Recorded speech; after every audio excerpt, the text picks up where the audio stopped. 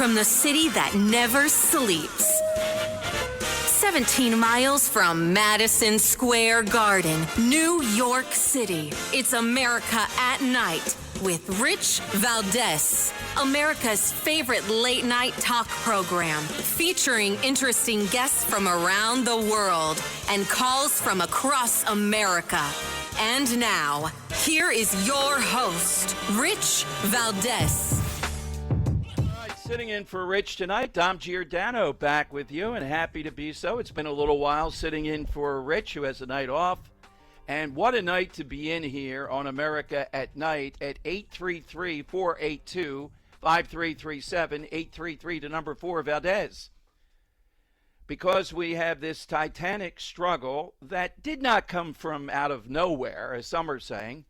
I'll play you a little bit of sound on this. Trump Musk, I put up on my own Twitter. You can vote at Dom Show 1210, at Dom Show, D-O-M, at Dom Show 1210, and almost instantaneously flooded, not as high as I thought. A simple question. Very simple in all this. Who do you support in this? Pick a side, one way or another. You're not going to be one of these you can kiss and make up, all this phony stuff. Reconciliation when Musk goes Epstein files. Now in Philadelphia, even both my producers, they're nuts, think there's something, they're hiding something. Look, I know Dan Bongino, I don't know Kash Patel, and the two of them have been on national TV several times saying, no, he committed suicide. And they have the tape and all that. We're supposed to see it. Why are we not seeing it? So then Elon Musk jumps in, the wildest thing today to me. Well, maybe a tie. Steve Bannon says that Trump ought to deport Elon Musk. Jumps in and says, well, they're not releasing it because Trump is in the Epstein files. Not just in there, but meaning a partaker of all the stuff that went on. Tesla stock has crashed. The poll on my Twitter, the surprise at Dom Show 1210 is I thought that Trump, based upon my listeners, etc., maybe you, it'd be 90-10. Maybe not even 10% for Elon Musk. I mean, Elon Musk, you think, has the losing side of this, at least I do, big time. But it's about 70-30. 30% of people saying they support Musk in this over Trump. Well, I think Trump has pointed out several things. Where was Elon Musk publicly when all this was going on? Is he just mad because we're taking out the EV stuff? We're taking out all that green new energy money. There was a messier part to his leaving after the 130-day period. I have a friend at the White House who heads up the employment part. He seemed to be involved in helping to nix in some way a guy that Musk wanted for NASA. Musk has threatened all kinds of things over the last few hours as far as our space program and everything else. So who do you support in this? 833, the number 4, Valdez. I think it's a pretty much a no-brainer, even if you think Trump has been off. And let me give you the other thing that I see. People talk all the time about the deficit. I don't think Trump was elected. He's going to be cutting deficits and all that.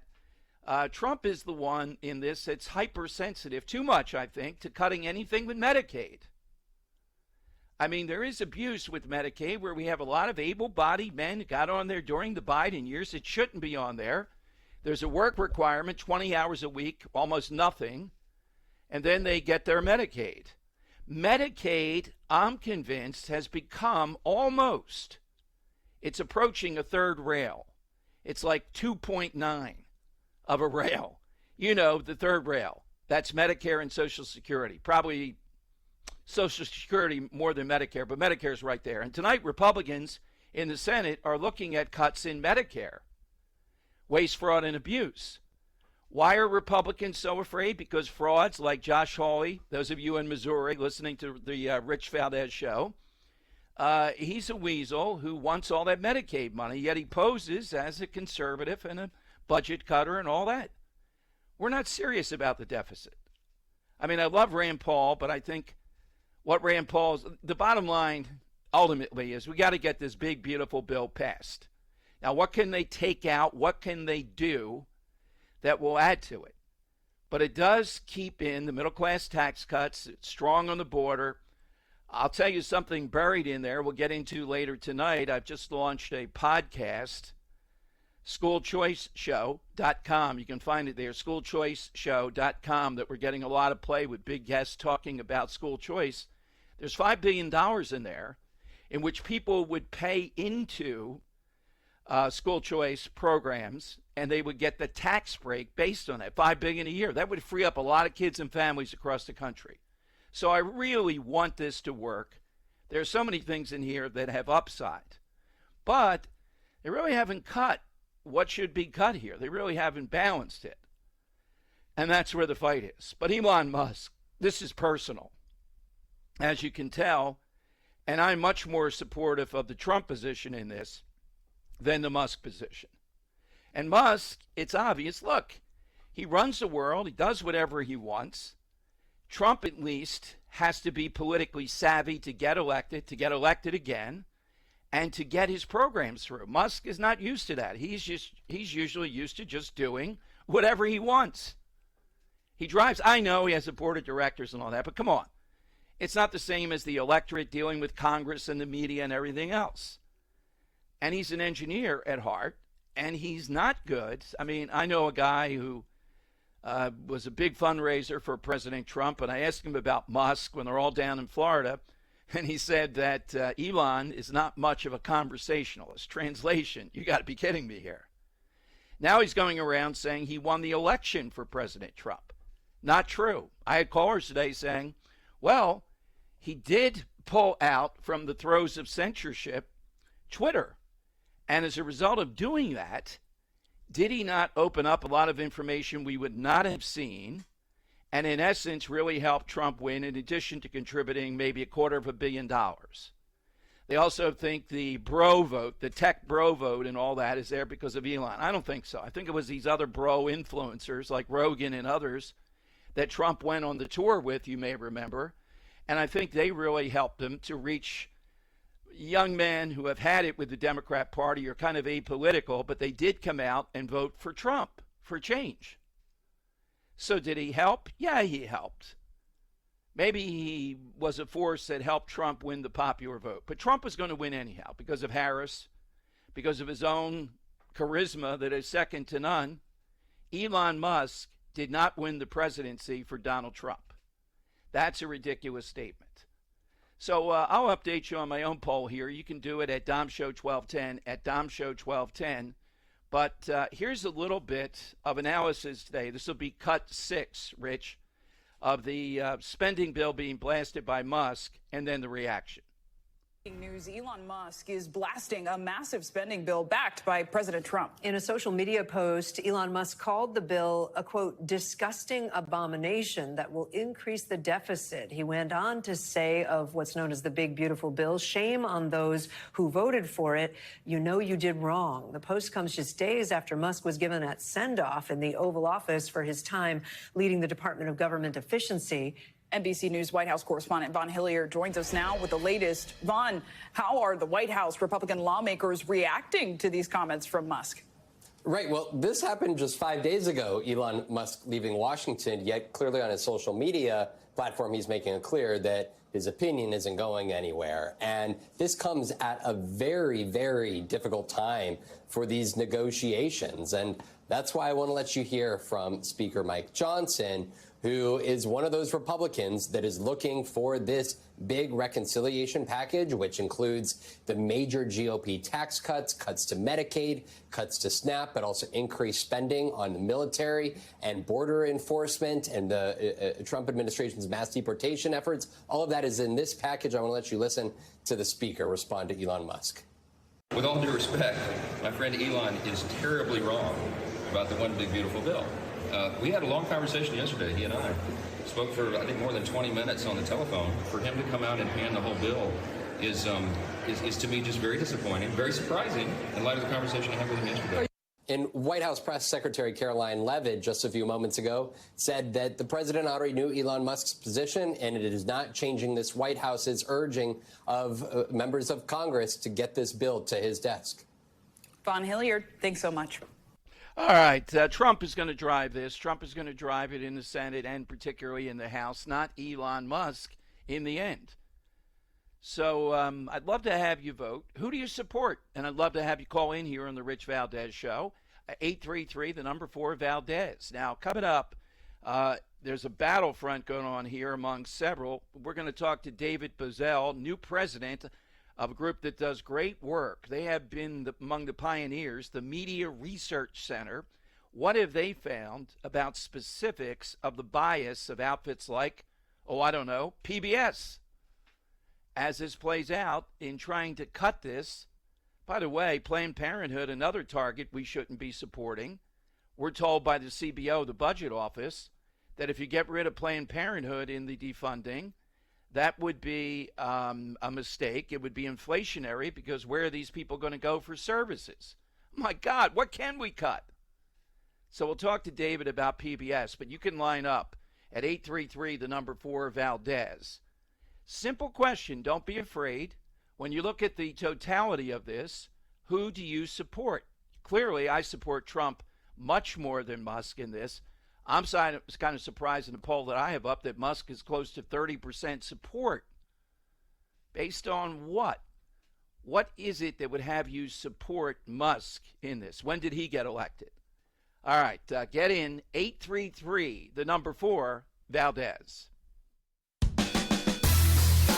This is America at Night with Rich Valdez. Call now, 833-4-VALDEZ. That's 833-482-5337. 833-4-VALDEZ. That's Valdez with an S.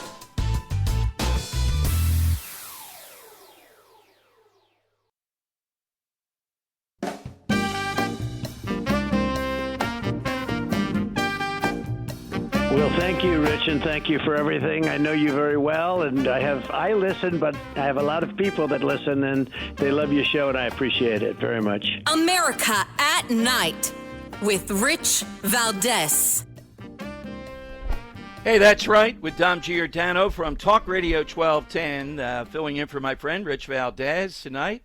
And it is a huge news night, a lot of other things going on, not just Trump and Musk, the big, beautiful bill.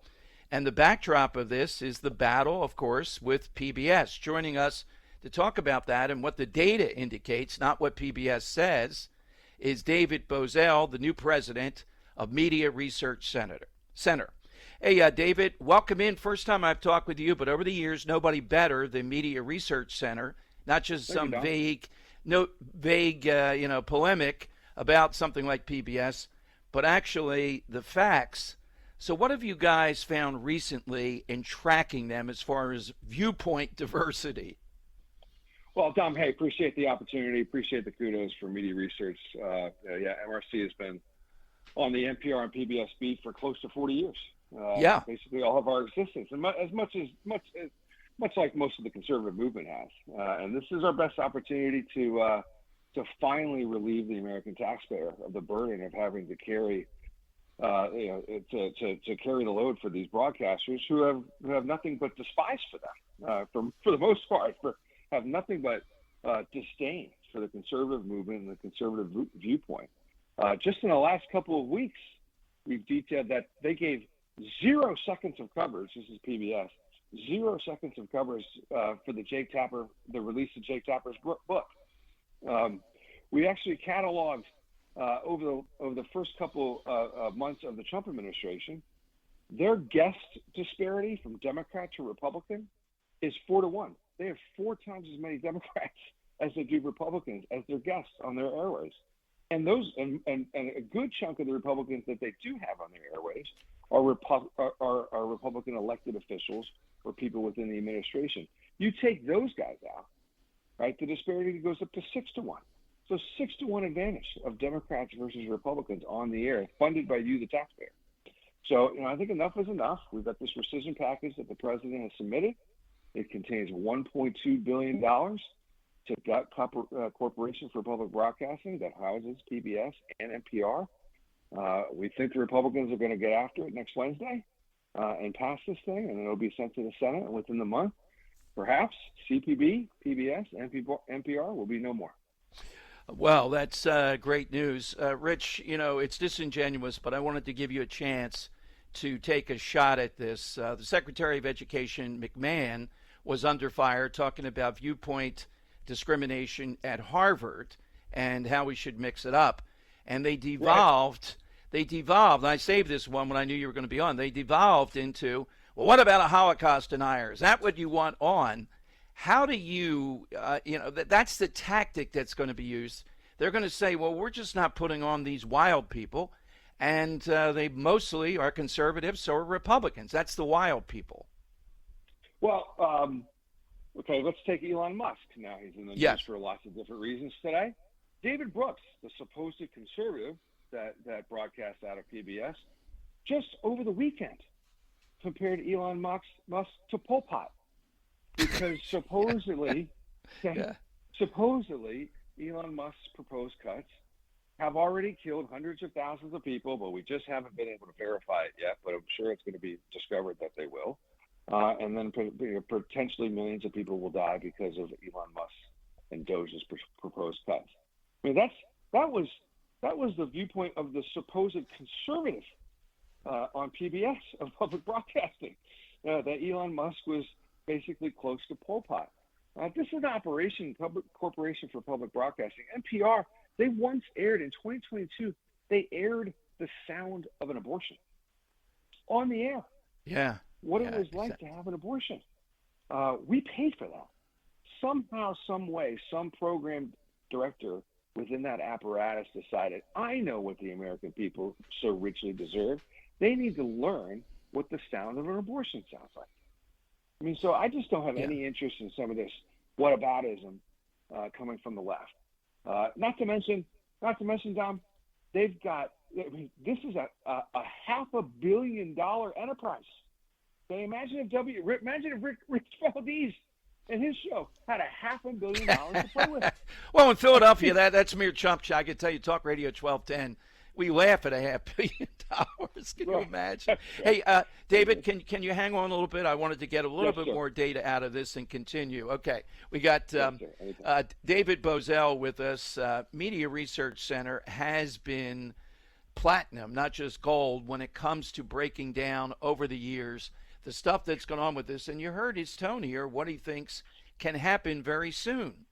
That we may, and what will happen to them then? Can they beg enough money? Can they get advertisers or anything else? How are they going to continue if they just don't take money from taxpayers? This viewpoint discrimination stuff that's out there, it's true. So Linda McMahon, they were telling, well, you want Holocaust deniers on the faculty at Harvard. This is the ridiculous tactic that's used, and they've gotten away with it in the past because you see how hard it is to focus Republicans in on this when now they have a shot to actually do something that people want. I think Planned Parenthood is the bigger thing people want out of here, but PBS, it's fraudulent. There is no viewpoint parity or anything like that. You think you would put at least one conservative on there just to say you have someone. We'll pick up more here on the Rich Valdez Show on Westwood One. You're listening to America at Night.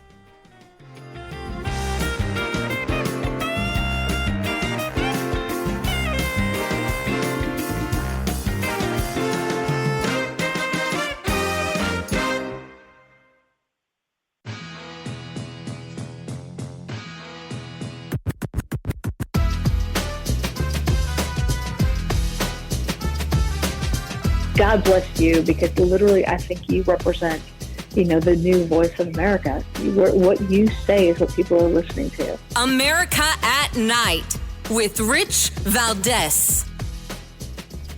Hey, that is all true. Dom Giordano sitting in for Rich tonight from Talk Radio 1210 in Philadelphia. You get in at 833, the number 4 Valdez. We're talking with David Bozell.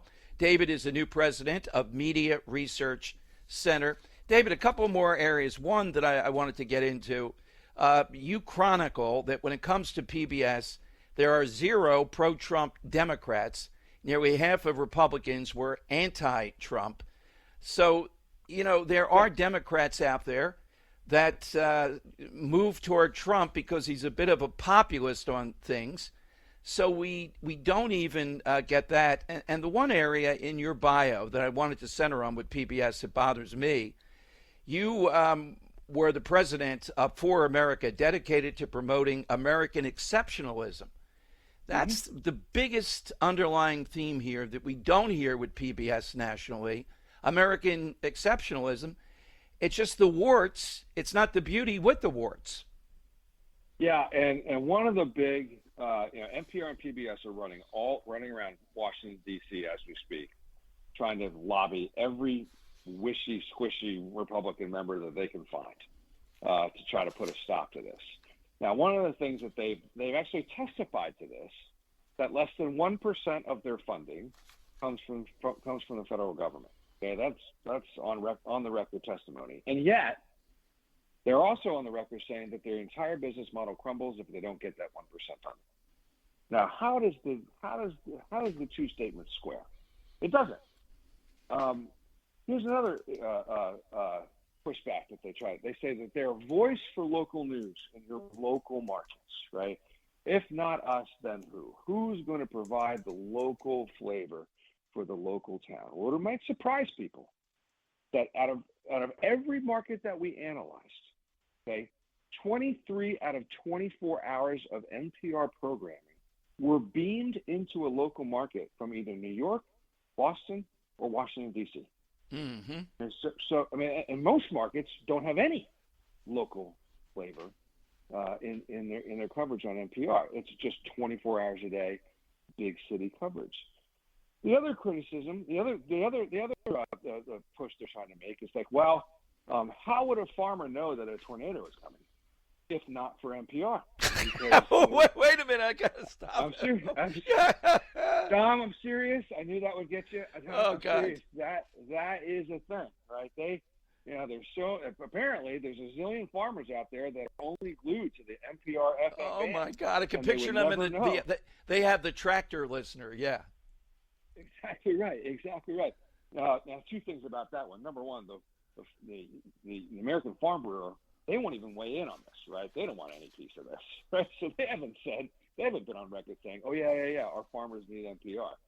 Number two, the emergency broadcast system, by law, every station has to carry it. This one and every other station, right, has to carry it. If there was an emergency, we would get broken into, right? And we'd get bounced off the air.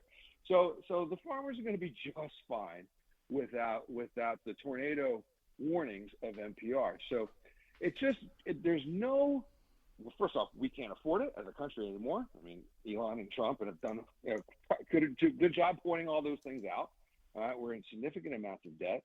We have significant amounts of deficit. This has been a priority of Republicans. It's been in the Republican platform for years. Yeah. And now, when is the timeline you think by when this is possible that we're going to see no more PBS funding? Yeah, so I think the bill's going to come out of the House sometime midweek next week.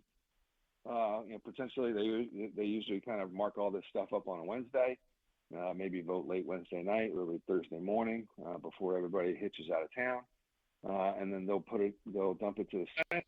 The Senate will have roughly 45 days by law to take it up, and I think we have those votes in the Senate. I mean, there might be some squishy Republicans out there that believe everything that I just said is hook, line, and sinker, but they shouldn't. This is a broadcast apparatus that has run its course. Technologically, it is extremely behind. It just cannot compete with the modern markets as we see them today. Their ratings are terrible. Their viewpoints are left wing, and they don't apologize.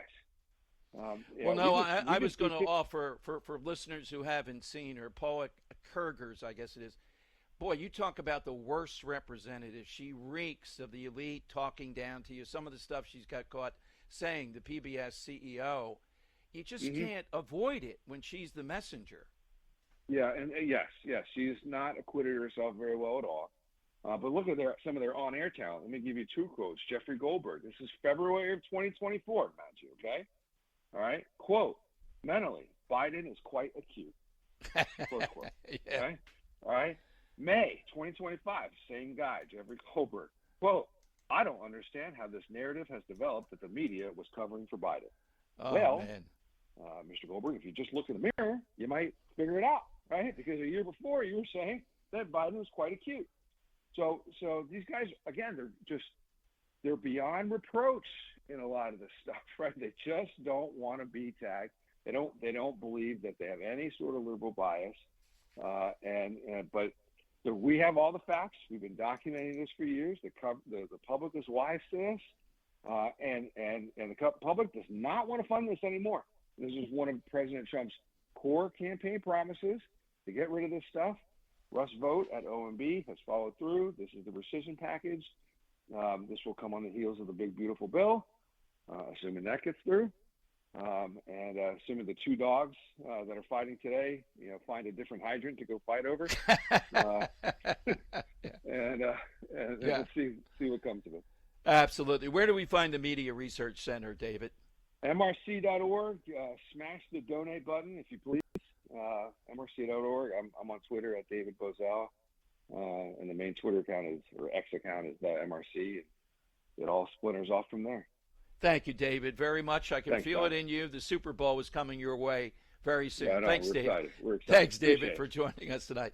David Bozell, the Media Research Center, on the cusp of, we've heard the great research over the years, but this is on the cusp of something actually happening here. By the way, during the break, I'm looking on Twitter that Vivek Ramaswamy is trending. And the reason Vivek Ramaswamy is trending is he was the guy taken out by Elon Musk. Remember, they were supposed to be joint Doge and the whole thing. Well, Vivek Ramaswamy over the holidays, you may remember too, attacked Americans having sleepovers. Do you remember that? He's running for the governor of Ohio now. But they have him celebrating his liberation today. He's still in there, and Elon Musk is gone. We'll see about that. But this is just a huge news story. I don't see reconciliation here. And the Epstein file is a large part. When you go Epstein file, that's way past the Rubicon. Bringing Trump into that ratchets up the pressure that's already there. Bongino and Kash Patel, the FBI, have both been on denying that Epstein was murdered and saying the tape and everything else shows that he killed himself. I believe he killed himself. I had Gerald Posner on the other day, the guy who's famous for debunking all the Kennedy myths and saying Lee Harvey Oswald did it, which I believe also. He said that Epstein killed himself. But the longer they don't put the info out there, all that they have transparently as they promised, it's going to ratchet up. We're here on Rich's show, but through the weekend and into next week, this is going to ratchet up big time. And Elon Musk, I think, is ready to say or do anything in his power to push back on this. But I think clearly people support President Trump, particularly the politicians are going to support Trump. They have to, not Elon Musk. He's got no leverage here in any way that I see. At this point, it's a big annoyance. Does he have anything to hit back at Trump that might be difficult? Well, the Epstein thing is proof that apparently he thinks he has something that could be a huge spoiler here. All right, 833, the number 4, Valdez. That's the way you get in. Dom Giordano sitting in for Rich on America at Night. This is America at Night with Rich Valdez. Call now, 833-4-VALDEZ. That's 833-482-5337. 833-4-VALDEZ. That's Valdez with an S.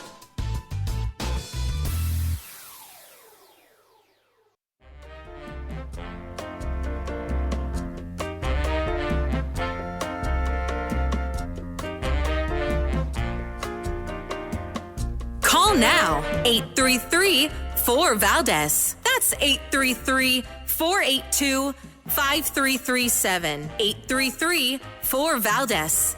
That's Valdez with an S. Absolutely. Dom Giordano sitting in for Rich Valdez here on America at Night. Love to get your calls in. Who do you support in this, Trump or Musk? There's a fun service that I have that gives odds on everything, kind of a parody way. They have a headline, which nickname will Trump give Musk? I'll give you a few of those coming up. No nickname yet that I've seen. I'm looking, though. Let's go first to Sean in Livonia, Georgia, WGKA. Hey, Sean, welcome to the Rich Valdez America at Night show. Hi. Oh, thank you. I think President Trump and Elon Musk are trolling the Dems with this whole thing. I think what's going to happen, first of all, if President Trump's name was on the Epstein files, it would have came out a few years ago when certain names came out. Second of all, he would have never allowed it to be brought up that they're going to release it. Well, So why is it? Wait a minute, there. though, Sean. Why is it not being released then? I think it's all part of the game. Sean, you don't. That gives- You don't call someone a pedophile as part of the game, and that's what Musk is doing here with Trump. Well, I agree, but this is what I'm thinking. The next thing that's going to happen is all the line left stations are going to fall in love with Elon. Elon's going to go do interviews with them. He's going to start saying, well, we need to cut this, we need to cut that. What better way to get the Dems to fight for what you want? They're not going to do that. But, Sean, thank you very much. Look, with all due respect to Sean, I saw a guy today on Newsmax saying something like that Trump is in cahoots with Musk on this. Come on now. You don't go Epstein on this type of stuff. And, the Dems are suddenly going to be saying, let's cut this and they're not going to cut anything. They never want to cut anything. Are you kidding me? They want to spend anything. It's inexhaustible. They would not blanch at anything, any number of them. It doesn't matter deficits or anything else. No, this is something that's really happening. And again, I think Musk, he put up on Twitter, are you going to join me, the 80% of America, for a third party that doesn't like the extremes of either one? It's tiresome. Even my producers in Philadelphia telling me, you'll see. A lot of young people, a lot of bros, they like Musk on this. We need a third party like that. How many people have tried to do that? It's preposterous. Trump is the one that got elected. Trump wins on this. Daniel in Winchester, Virginia, WMAL. Hey, Daniel, welcome to America at Night. Thank you, and thank you for having me on. You're welcome. I just wanted to kind of remind Elon Musk that if Trump knew anything or had anything to do about Epstein, then why would he let his son, little X, around a pedophile that he knows would be a pedophile? So, I mean, I guess that's a question or a statement. Okay. Why would a great father be doing something like that? Well, what do you make, though, of the Trump card here, so to speak? Why, at least I can tell you in Philadelphia, Daniel, with my listeners, they're on me because I think that Epstein killed himself, and I think the evidence will show that. Why have we not released it? Remember Pam Bondi? We're going to be releasing this, etc. I realize there might be some national security on something, but they haven't released it. So the way to clear all this is release the file, right? Well, look, I mean, if I know Dan Bongino, I think that he will get everything out. I really do. I just think that it takes a little bit of time. I mean, there's a lot of people. There was a lot of things done to children that, I mean, you got to line up all these subpoenas and all. I hear Daniel. No, what I'm saying, though, I agree with you about Bongino, and I know him well, too. Daniel, what I'm saying is, though, they ought to release the tape that we have of the jail cell so that we at least answer that question about suicide versus being killed. Kash Patel, who I trust, and Bongino, certainly, because I know him, I'd be amazed if they just stone cold lied and we have evidence that Epstein didn't kill himself. So I think they ought to at least release that now. You know what? One more thing I would like to add on to what you're saying is, you know how the last couple months Biden pardoned a lot of criminals, really, really murders. Right. Yeah. Well, what if some of those were the seven? Wasn't there seven also in Epstein's cell block? Wasn't there seven others that were on that same block, were those in any way pardons? Not, that's a good thing to check on. I can't say 100%. I don't think so. I think we would have seen it. But thank you, Daniel. Thanks very much. All right. Who do you stand with here? I'm looking for somebody that stands with Musk. Tell me why. Why would you stand with Musk? 833, the number 4, Valdez. That gets you into America at Night with Dom Giordano sitting in for Rich Valdez. This is America at Night with Rich Valdez.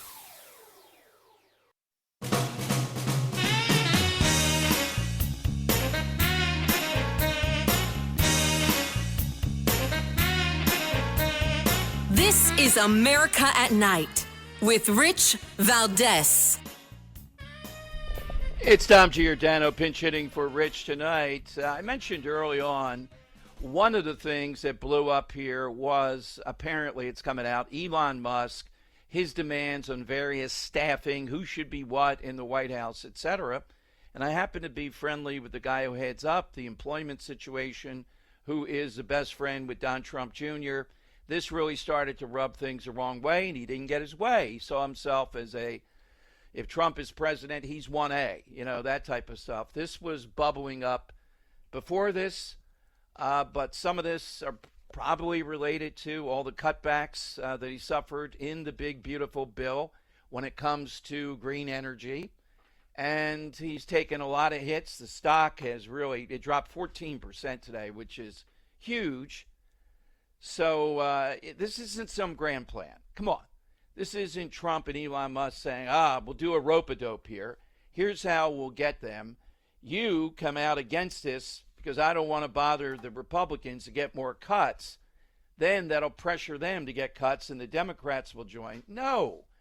This is a feud going on for exactly the reasons you can imagine. Two of the most powerful people, driven people that you're going to find. And ultimately, something like this was going to happen. I didn't think it would happen so much that Musk would be calling out the Epstein thing, knowing that the Epstein thing is in the news. Just in the last couple of weeks, people are saying they're tired. We want to see it, particularly did someone kill him or not. The pressure will be enormous, at least to release that. But so far, in the poll on my Twitter at DomShow1210, and I think across the Republican Party, at least publicly, Elon Musk is a big loser on this, but he's getting about 30% of people supporting him. I have people answering, well, I support America. Well, that's great. Which one do you support in this? Who's more right in this? Who is it that you think has the right approach here? And it's Trump. Trump knows how to play things politically. Elon Musk is just not going to do that. He is somebody who's commander of his own destiny with all the wonderful things that he's done, etc. And what he's going to do is just essentially order these things to happen. That's not how it works constitutionally or with the Congress and other branches of government. And I don't see him ever adapting to that. Some of the nicknames, will Trump really go autistic? Mad Musk? Will he punching bag Musk? Benedict Musk? Yeah, Benedict Musk. I'm not sure, but there's going to be a nickname coming. All right, big night here, big night of news. Dom Giordano sitting in for Rich Valdez, America at Night on Westwood 1.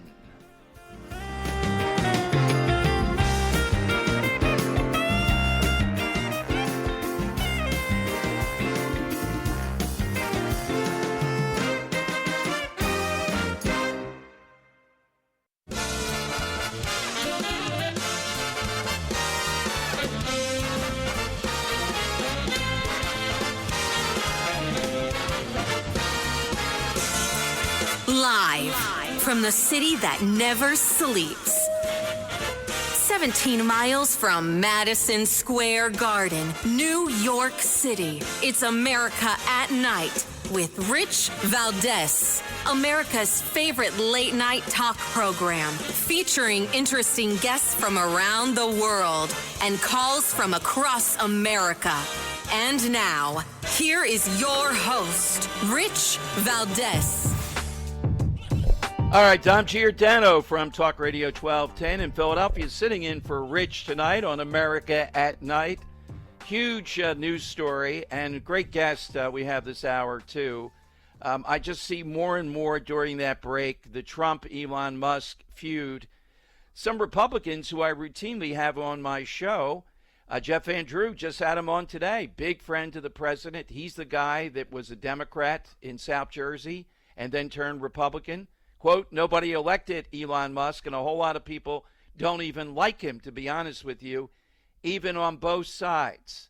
Representative Floyd Schmucker, Republican, Pennsylvania, Lancaster. Musk is starting to look a little crazy. Representative Kevin Hern, Republican, Oklahoma. Every tweet that goes out, people are more lockstep behind President Trump, and Musk is losing favor. Okay? Just a few finally speaking out directly. That tells you something, how intense this is. So who do you support in this? And it's fluid. There's going to be a lot more that happens. 833, the number 4, Valdez, 833-482-5337. 833-482-5337. We'll come to your calls. In a little bit later this hour, we're going to talk with the head of Director of Communications for American Small Business. A lot happened with American small business, particularly with the back and forth between Lewis Powell, the head of the Fed, and President Trump about this disappointing jobs report. I think only 37,000 jobs last month for private employers, even though the Trump economy is going gangbusters. Here's a little bit of Trump. This is cut 3, saying that here's Powell again, too late. He ought to lower interest rates. So let's talk about interest rates, one of our favorite topics here at the table. The president recently made a face-to-face appeal to Jerome Powell, the Fed chair, to lower rates. Why is the Fed still not doing it? Well, remember, the Fed's got 2 jobs, right? This is called the dual mandate. One part of their job is, hey, make sure that there is a strong enough economy to create a job for anyone who wants a job. But the other part of their job is called price stability. Make sure that you've got inflation under control. Right now, the Fed has said, hey, we don't have enough information. We've got soft data, we have sentiment, people feel bad, but it hasn't translated into something specific. We haven't seen widespread job losses. The interesting thing about the Fed's position is, although the president is no longer threatening to fire Jerome Powell, he is certainly posting on social media. He is making his voice known. I think that from the Fed's perspective, they'll meet again in a couple of weeks. They are very clear that until they have specific evidence of a real slowdown in the economy, they're not likely to do anything. And to be clear, that may be coming, but it hasn't been hitting the data yet. All right, Jerome Powell here with the Fed, and I think this guy has not been effective as the head of the Fed. We'll talk in a moment to the small business people. What do they think is happening here? What do they want done on that? But small business is also a critical component in the big, beautiful bill. Now, I've already had a caller tonight here sitting in for Rich Valdez tell me, and I'm sure I'll get it in Philadelphia tomorrow on my own show, that, oh, this is all part of 4D chess. It's always with the 4D chess. No, it's not.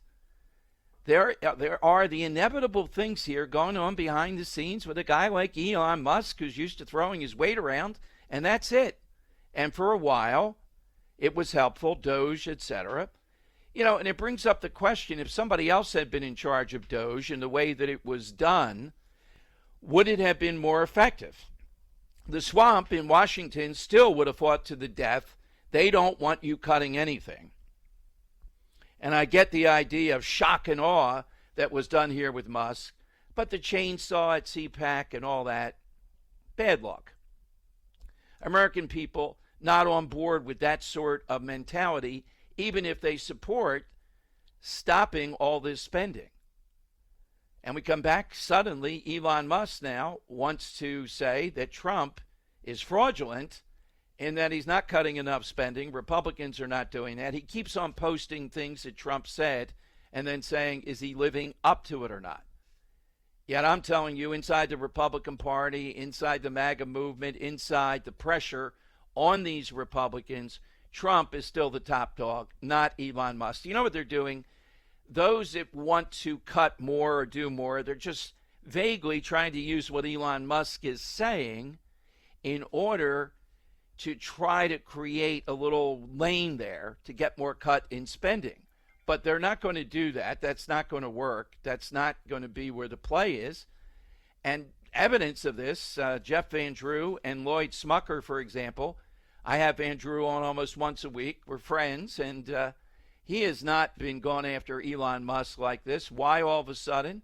Because this is not part of some grand plan. This is part of a battle. And Van Drew, Smucker, and the other guy that I read you, they're all coming out publicly saying, we're with Trump. Are you kidding me? And they're getting more disparaging about Musk. And Musk did not win the election for President Trump. He may have helped due to some of the things I've already laid out, that he broke open Twitter, the money, maybe some in the tech world, bros and all that stuff. Maybe he helped push him over the top to win the popular vote, which is very difficult. But Trump won because of Trump and because of Kamala Harris and because of Biden. It wasn't Elon Musk. Trump played the right things with Rogan and all those bro influencers, not Elon Musk. Money always helps, but it's not definitive. Otherwise, Bloomberg would be president of the United States. Let me go to, let's go to Paul in Boise, Idaho, streaming online. Paul, welcome to America at Night. Hi. Go ahead, Paul. All right, Paul, thank you. Let's go to Donna in Evansville, Indiana. Hey, Donna, welcome to America at Night. Hi. Hi. Yes, hi, Donna. Go right ahead. Well, I told your call screener that I sort of agree with Elon Musk. I'm extremely disappointed in this big, beautiful bill. To raise the debt ceiling $5 trillion, that's, to me, that's outrageous. They never used to talk about trillions of dollars until the early 2000s. All right, so what do you want cut in here? What would you like to see more of? I think that we need to bring the more federal, or get rid of more federal employees. The federal employment is way overbloated. And, well, I would agree with that. Get rid of some of the empty properties that are sitting empty. You know.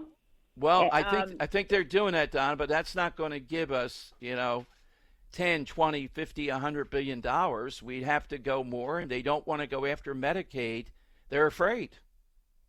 Yeah, well, I understand that, and I understand, because I'm 66.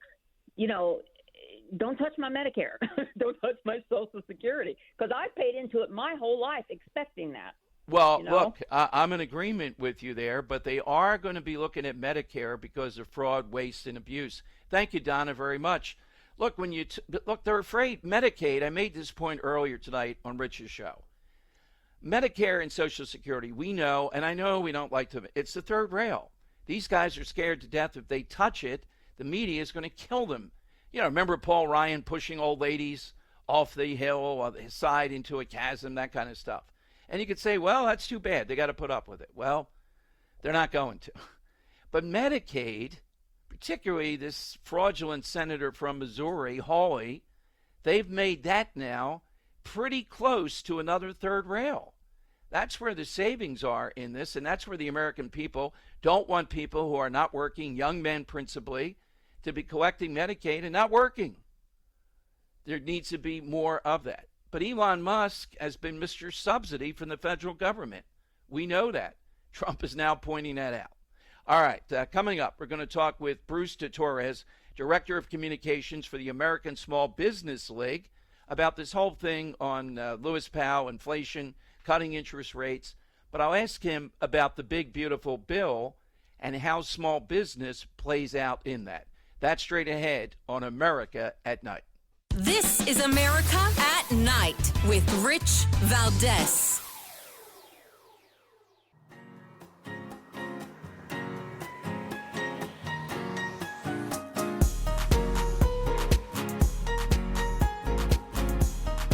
Well, thank you, Rich, and thank you for everything. I know you very well, and I listen, but I have a lot of people that listen, and they love your show, and I appreciate it very much. America at Night with Rich Valdez. That's right. Dom Giordano pinch hitting for Rich. And with us is somebody right out of the news. We played you a cut there, Lewis Powell, the feud with President Trump. Trump hasn't called to remove him from the Fed in a little while. But Bruce Torres is the Director of Communications for the American Small Business League and the Don't Cheat Women project that supports advocacy work that aims to elevate women-owned small businesses in federal contracting. Hey, Bruce, welcome to America at Night. Quick side question. What percentage of businesses, particularly new, say in the last year or so, are run by small business by women? Well, broadly, I know that they own 42% of all businesses in America. I think that's constant year to year as an average. Isn't that something, right? It is. I've always heard that women are the founders, and increasingly women of color or minority status are among the biggest surge here. Yeah, and we think it's the winning issue next year. Either party, if they broadcast the fact that women are targeted to get only 5% of all federal contracts, we think fair-minded people would get behind examining how do federal contracts go to small businesses. And I could go on and on about that, Dom. Is there another topic you wanted to focus on first, or should I elaborate on that? You can elaborate. I do want to talk about the Lewis Powell stuff, small business, and he won't cut the rates. But go ahead, Bruce. Continue. Yeah. Well, just at the American Small Business League where I work, our purpose is to expose the fact that 23% of all federal contracts every year are supposed to go to small businesses. And unfortunately, the vast majority go to big businesses. And through decades of loopholes, bad policies, and unfortunately fraud, the SBA falsifies compliance with the goal. And every year, actually, only around 3% of federal contracts get to legitimate small businesses. It's a big problem, and our website is ASBL.com. Okay. Now, with the Powell thing and the dispute with Trump, disappointing job numbers, 37,000 private jobs, pretty low. What's the small business group that you represent as communications director here? What do you say in this dispute between Trump and Powell? Well, we say a couple things. We say you want jobs, you got to get those contracts going to small businesses. The big businesses that get the federal contracts, Dom, they're big. They don't create one new job to perform those contracts, whereas our small businesses would create about 2 million new jobs every year on top of the 2 million jobs that America typically creates each year. So there's one remedy. Back to Powell and the Fed. Yes, lower interest rates would help credit available for startups and small businesses expand, et cetera. Here's how important that is. Most people don't know 99.9% of all businesses in America, Dom, are small businesses with less than 500 employees. But wait, there's more. 98% of all businesses in America have less than 100 employees.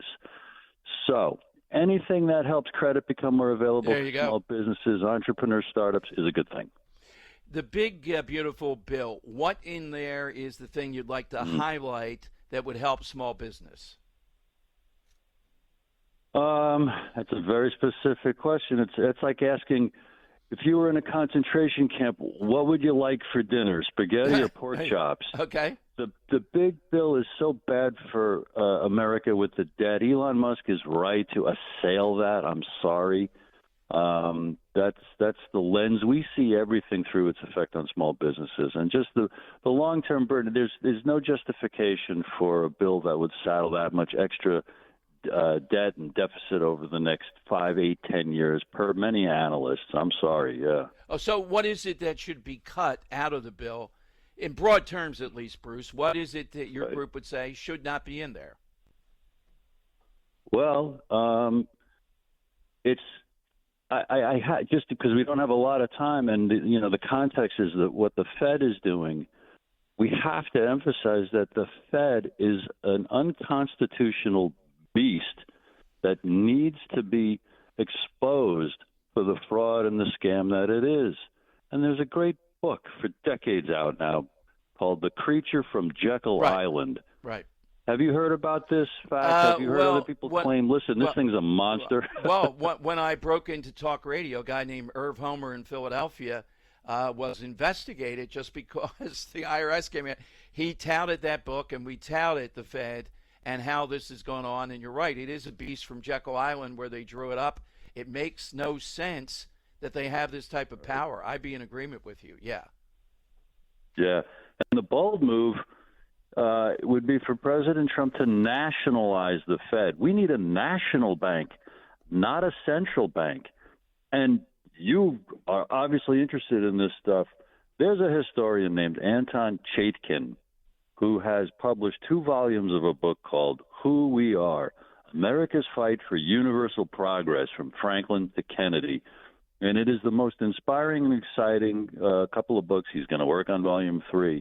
And it talks about Alexander Hamilton's American system of economics, where tariffs, low interest rate, easily available credit, infrastructure, internal improvements is what caused this nation to thrive and really explode, because Lincoln championed these things, and that led to the explosion of economic development and industrialization in the last half of the 1800s. So, Bruce, where do we go for the American Small Business League website, et cetera? Where do people go? Thank you. ASBL.com. And to learn more about the Don't Cheat Women project, simply don'tcheatwomen.com. And we really, invite everybody to become a small business expert, because even if you're a hairdresser, if small businesses got the federal contracts to supply the boots and the clothing and the everything to the federal government, all of our communities would thrive and really boom economically. You're a great representative for small business. Thank you very much, Bruce, for joining us tonight on America at Night. You get on board at 833-4 Valdez. We'll continue to monitor what happens here with Jerome Powell, the Fed. Yeah, the creature from Jekyll Island, is an interesting analysis of this. And Trump, when he's not busy with Elon Musk, might be taking this on. All right, get in right now, though. 833-4 Valdez. America at Night on Westwood 1.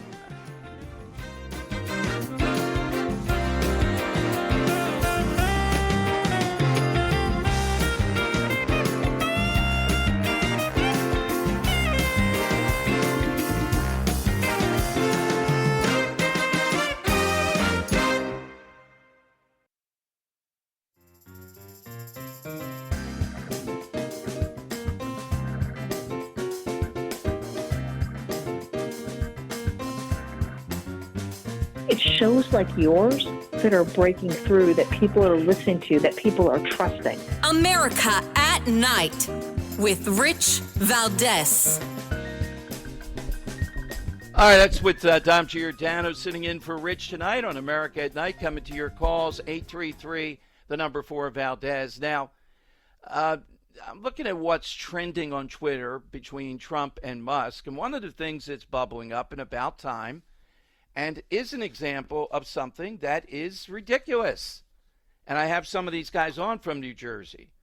They are looking at in the Senate. Now, when you hear the word SALT, it's not commonly used, but if you listen to talk radio over the years, you know SALT, the acronym, is state and local taxes.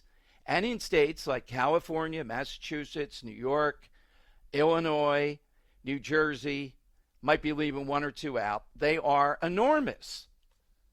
And I feel for, we have a lot of Jersey listeners. Where I am in Philadelphia, bleeds, covers all of South Jersey. Okay. They want relief. They don't want to move out of Jersey. Same old story.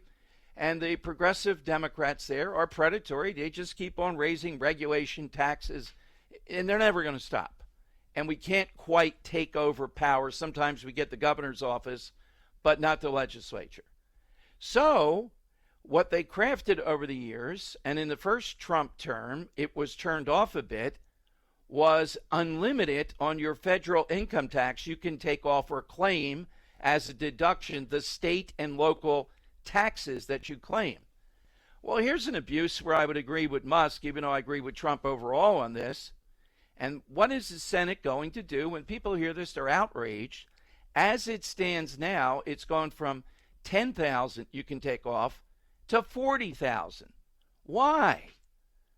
Again, you can't support this stuff. You shouldn't be able to take $40,000 deduction in these very green, blue states.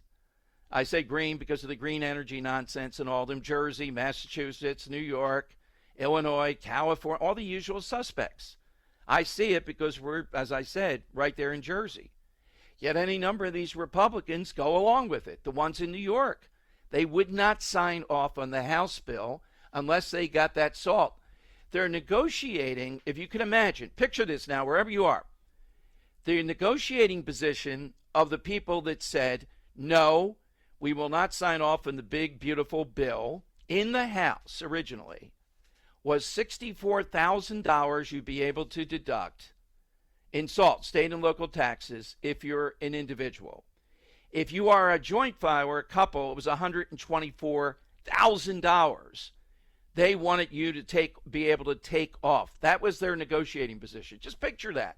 $124K that you'd be able to take off of your federal taxes. Why? You choose to live, and you were born, I get it, and all that, in a place like Jersey or New York or California. So it's down to 40,000, but that's still excessive. Now, how much does this breed into the deficit? You know, I'd have to do the calculation, et cetera, of looking at this. That's what the complaint is. The Medicaid stuff is enormous also. They should not be able to take $40,000 off of their federal tax.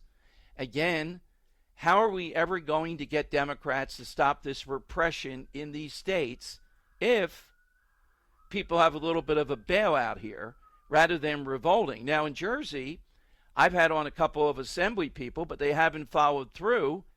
A New Jersey Doge, like the National Doge, one of the things they found that Rutgers football team had charged over $400,000 for DoorDash. I mean, just ludicrous numbers. DoorDash. Sometimes they were football players at the school and others. How are they able to do that? That's what we have to be looking for. But some of them come on my show. They're relatively conservative. Yet, if they're in New York, New Jersey, they got to get that $40K off with people. Now, I think the Senate is going to fight that. Are these people then not going to sign the big, beautiful bill if it goes back to $10,000 they can take off? This is an example of something that's in there that isn't talked about. And it's starting to trend on Twitter tonight. But the big story, obviously, is what's going on with President Trump and Elon Musk vis-a-vis the feud. And more people are admitting you're not just going to solve this with a little apology here and there. There are real differences on this. And when you go Epstein, as Musk did on Trump today, well, now we're into a different playground. We're into something completely different. So I've been asking tonight, who do you support? Don't pull your head under the covers. I mean, I support Trump in this overall, even though I just told you some of the things that he's gone along with. Trump has not cut deficits. He wasn't elected. People say this all the time about the deficit. We just heard from a great guy with small business and all this.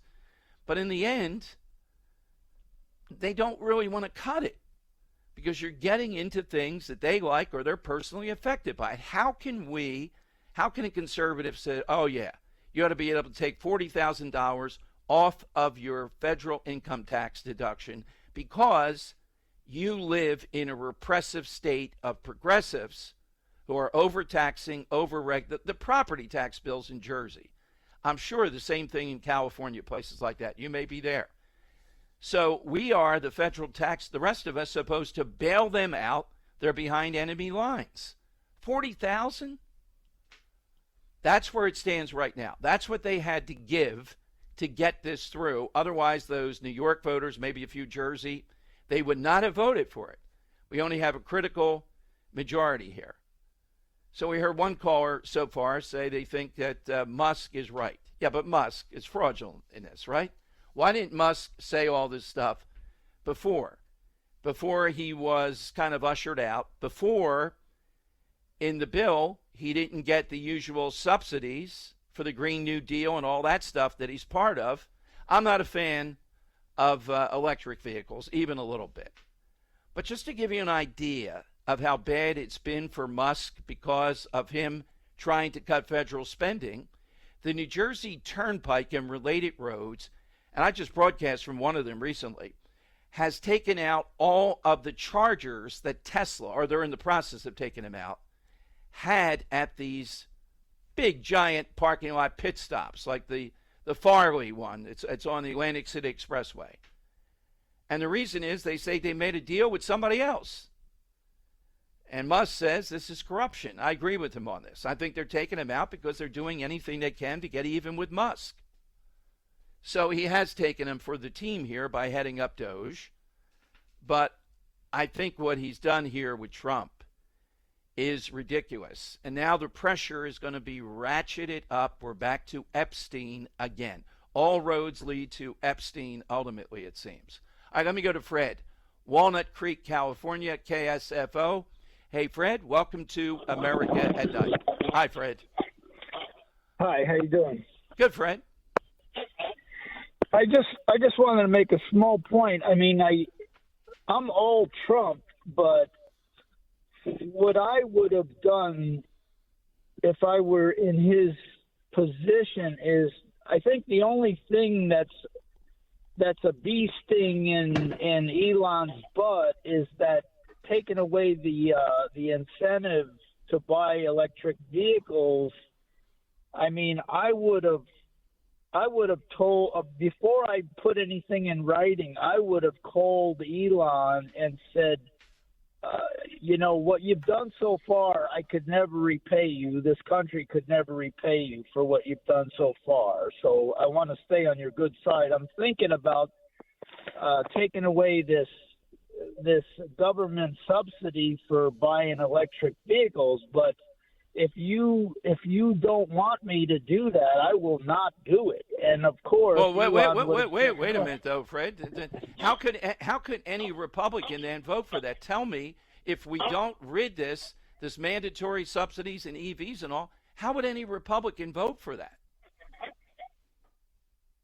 Well, that's a different conversation. What I'm trying to say is the only thing in that bill that is directly going to affect Elon financially is and for what he's done so far, my God, $160 billion in waste. It's just a small token of. It's billions of dollars. It's wrong. It's wrong. Come on. Why should I pay if you want an electric vehicle?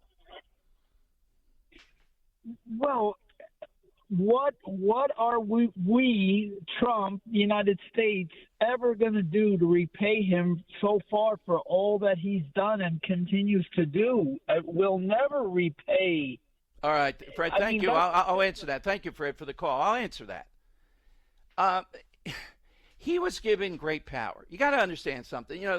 People think these things are just patriotic and all, and I get that. When you have that kind of wealth, or even $1 billion, what's the next thing you look for? Power. He was given untrammeled power in a big area to do what he thinks was right, etc. He was like President 1A. That's how he was repaid. He was given enormous power. So Fred seems to be saying, well, we ought to pay him off and continue these stupid subsidies. Where does it end? Elon Musk needs billions.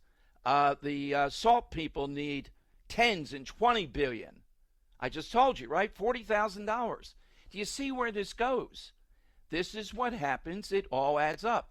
So following Fred's logic, we should repay Elon Musk, the richest man in the world, for his service with Doge, which I salute, by continuing to give him these subsidies. Are you on board with that? Wow. All right. It's 833, the number 4, Valdez. That gets you to me, Dom, D-O-M, Giordano, sitting in for Rich on America at Night. This is America at Night with Rich Valdez. Call now, 833-4VALDEZ. That's 833-482-5337. 833-4VALDEZ. That's Valdez with an S.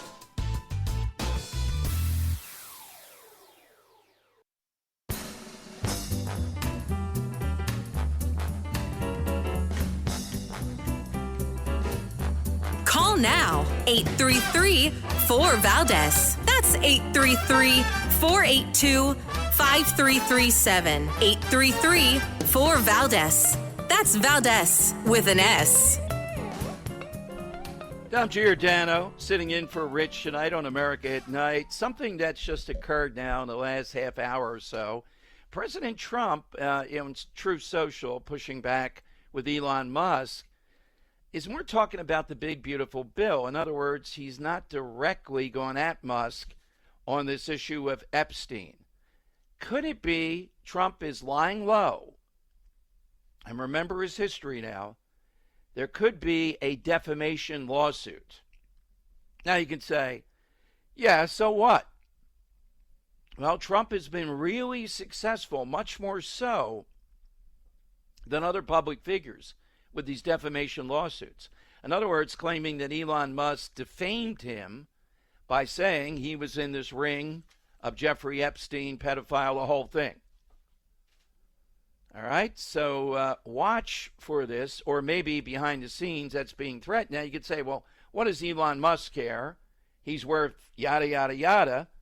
Well, I don't know how much it would be for or how that exactly would work, but it would be a shot to clear Trump's name here, etc. Not that it's in dispute so far.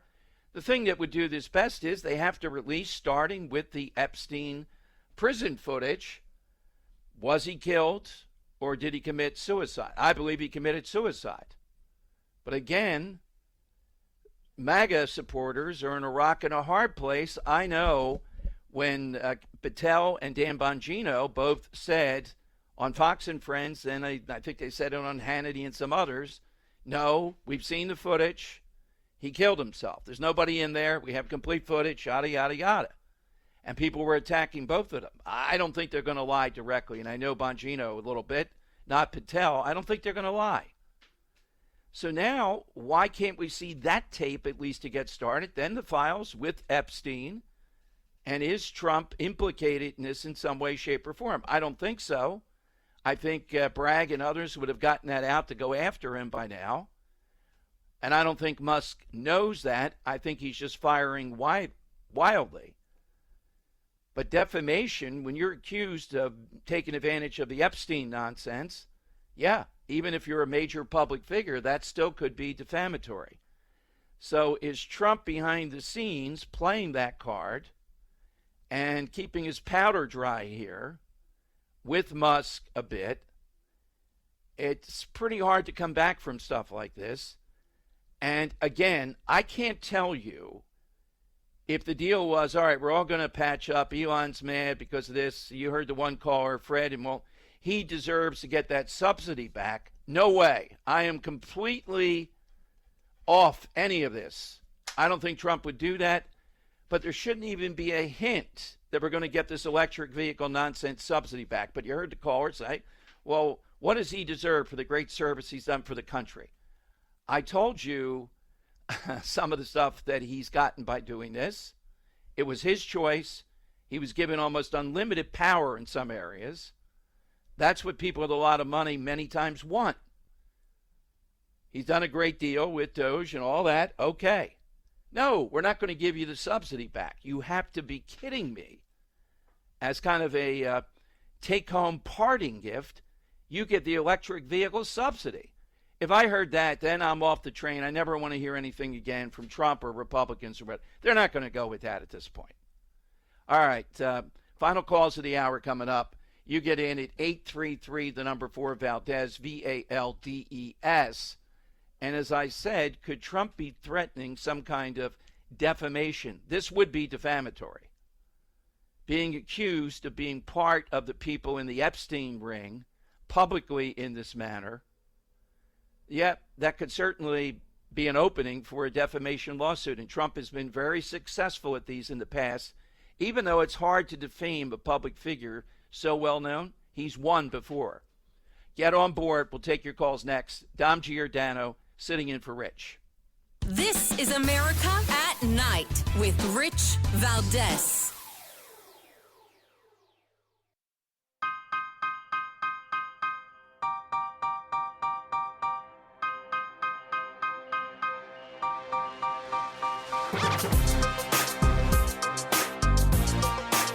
Kind of at the heartbeat of America. You sit there in this radio studio and suddenly you hear voices. Mobile, Dallas, New York, Miami. And there's kind of a conglomeration of America all in one room. All right, Dom Giordano sitting in for Rich on America at Night. Defamation lawsuit from President Trump. We'll see. Let's go to Jerome in Charleston, South Carolina, WTMA. Hey, Jerome, welcome to the show. Hey, how can it be defamation when you owe a woman $80-something million for jumping her in the department store, and then you say, well, when you're a celebrity, you grab a woman by the vagina and they let you get away with it because you're a celebrity? How's that defamation? Well, look, we've had all kinds of things that's still in the air. We've had all that going on. So let's talk about what's in front of us, though, Jerome. Who do you support in this, Trump or Musk? I'm not supporting either one of them, but I'm glad he's turned on him because I'm enjoying the hell out of all the stuff he's saying about him. I'm enjoying the living hell out of him. It was predicted this marriage is going to end in a bad way, and they were saying what they were saying is coming true every day. Just keep pouring it on, Elon, okay, until he deports you, because one of Trump's boys wants him to deport him now. Yeah, Steve Bannon has said that. Thank you, Jerome. I'm glad we heard that. Yeah, that's the opinion out there. Democrats, look, this idea, Jesse Waters and others saying tonight, oh, there'll be reconciliation. These guys are just two hyper-aggressive bros doing this and all. We'll see about that. I mean, this is so severe. When you go Epstein, you're into a different world here by going Epstein. That's the bottom line for me. Could a defamation lawsuit be coming, or the threat of that behind the scenes? How would that move around with Elon Musk? And a guy on Newsmax tonight did say what a caller said, well, if he was that concerned about Trump as a pedophile, why would he let him alone with his son? I think he means X. Well, that's ridiculous. I mean, here we're dealing, as bad as it is with Epstein, with something completely different. So let's calm down a little bit on this. It's bad enough. It's crazy enough. Who do you support, though? Overall, I support Trump in this. Dom Giordano sitting in for Rich Valdez, America at Night on Westwood One.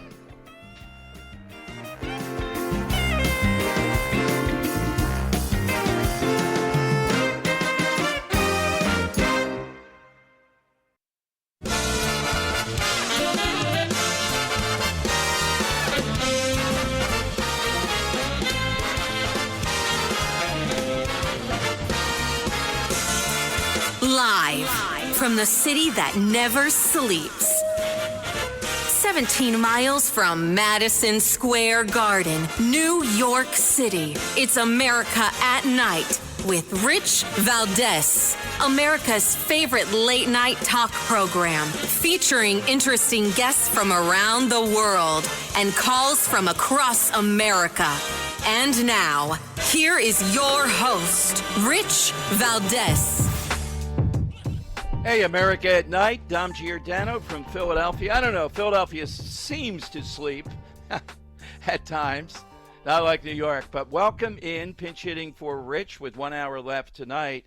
Play you in a moment. Great guests we have coming up a little bit later. Gen Zers skipping college and choosing blue-collar jobs. I love Mike Rowe. Have him on a lot. But we've been talking principally here about this showdown with Elon Musk and President Trump. I've told you tonight there could be a defamation lawsuit in the offing. Trump likes that.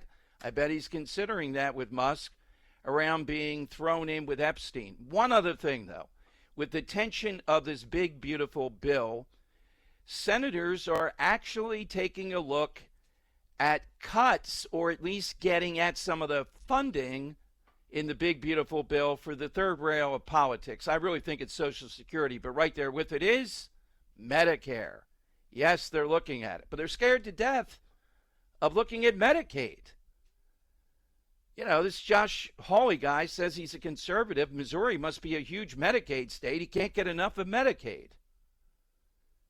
So the Musk-Trump thing continues. Surrogates out there, and it tells me some of the congressmen I know, Lloyd Smucker from Pennsylvania, Jeff Andrew, really good friend to the president from Jersey, are firing away at Elon Musk tonight. Who elected this guy? He's been strange. He's acting crazy. That tells me they're getting the signal. Get on him. And my one poll up at Dom Show 1210, my Twitter, Trump's about 74% support versus Musk around 25-26. I'm surprised that Musk has gotten that much.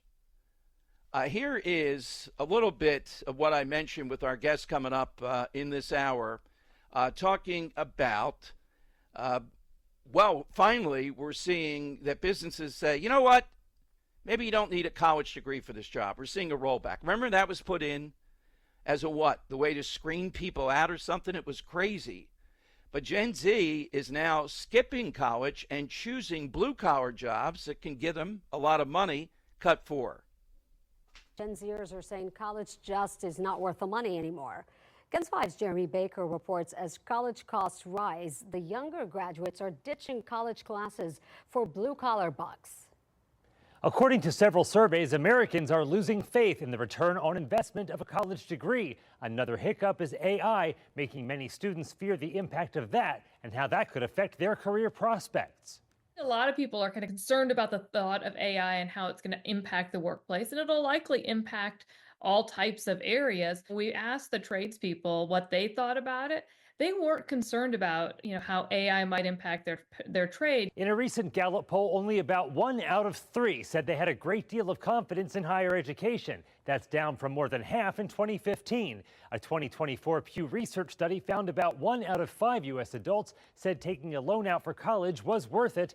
And a 2025 Indeed survey found the average Gen Zer has about $23,000 in student debt, which many feel just isn't worth carrying. I know tons of people that make over $100,000 a year every day just doing a trade, doing what they love. Go Banking Rates found some of the highest paying blue collar jobs, including electronics repairers, making about $67,000 a year, construction and building inspectors averaging near $68,000 a year, railroad workers pulling in about $75K, and at the top of the list, elevator technicians making an average of $102,000 a year. By 2027, there's going to be 2 million unfilled trades jobs across the United States. What's going to happen is that's going to lead to a bigger supply and demand issue. I think plumbers are going to be making $100 an hour on the check. For most Americans. All right, plumbers, $100 an hour. Oh, man, are they going to pull the pants up?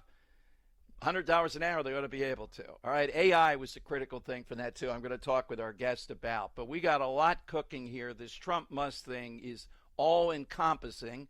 Let's go to Travis in Petaluma, California, KSFO. Travis, welcome to America at Night. No Travis? All right, let's go to Jim in Rochester, Minnesota. KROC is where he's listening. Hey, Jim, welcome to the show. Hey, Dom. Glad to be on. I'm glad I hung around. My thought, there's a lot of confusion about this. I'm behind Trump, but that doesn't mean I'm not up with Elon Musk. They're both brilliant guys. Trump is more of a warrior. Musk is an engineer. They look for things to be precise, concise. I either move this way or I don't move that way. Trump can play the winds. Mm-hmm. And that's the kind of guy we need. It's a shame that it's gotten to this, whether there's some play in hand or not, I don't know. But I'm not surprised because they're both big egos. They're both very intelligent guys. way smarter than me. Right. Well, here's the thing, though, Jim. When you throw Epstein in, I'm not sure if Musk exactly follows this fully enough. That's a shot to really get at him. But is he following that? Listeners, the MAGA people, they want Epstein released. So it's not just about Trump. It intensifies that whole thing to get that out there. Why is it not out there? I believe he killed himself. But even I want to see the tape, and I want it out there. Yeah, I agree completely, Dom. That was petty, I think, of Elon to throw that up. And he gets a defamation suit against him. He's going to deserve it. Yeah, if he takes it farther than just throwing it up, that's a low blow. He shouldn't have done that. They're both kind of reckless, don't you think? When you think about it, sometimes I love Trump. He's a warrior. We need a warrior. He got elected. He's our executive. He gets to be reckless. Elon Musk doesn't. That's well put. No, I agree with you. Thank you very much. Well, look, I don't know that either one have somebody that tells them that they respect, that says, you know what, I have somebody, my wife, you've gone too far here. Come on, buddy, you've gone too far. I don't think anybody's telling Elon Musk this. And I told you, he was miffed that all these people he wanted on the staff at the White House, as these last months were going on, were not put in there. I know the guy that's in charge of the White House, brilliant guy, the employment type of sector. He's the best friend, arguably, of Don Trump Jr. And I think there was a clash there that's been going on somewhat. You're saying all this over that? Well, then the subsidies are not in the big, we've actually had a caller tonight, the big, beautiful bill saying, well, maybe we ought to put the subsidies in for electric vehicles to pay him back for what he did with Doge. No. I'm just giving you examples of stuff I resent. The Medicaid, the Josh Hawley fraud, the SALT people, the ones in New York and Jersey, Lawler's one and others, wanting $40,000 that you get to take off your fed. They wanted 64 single, 124 joint. Can you imagine? Wouldn't you like to take $64,000 off your federal income tax? Just imagine that. These are the balls in the air that we're fighting to get this done. And I can imagine Musk has no sense of that due to the fact he's just used to telling people what to do, engineering it, as the caller said, and moving on. All right, coming up, we're going to talk with the workplace expert and head of the Leadership Lab, Heather Lisle, is the author of the soon-to-be-released book, Hold the Pineapple, Please, Purposeful Conversations that Build Better Teams, Bottom Lines, and Banana Splits. We're going to talk with her, though, about big college and how Gen Z is not having that. Are they afraid of AI? White-collar jobs are under direct threat from AI. Big time, I see that coming. We'll get into all of it next here on America at Night. This is America at Night with Rich Valdez.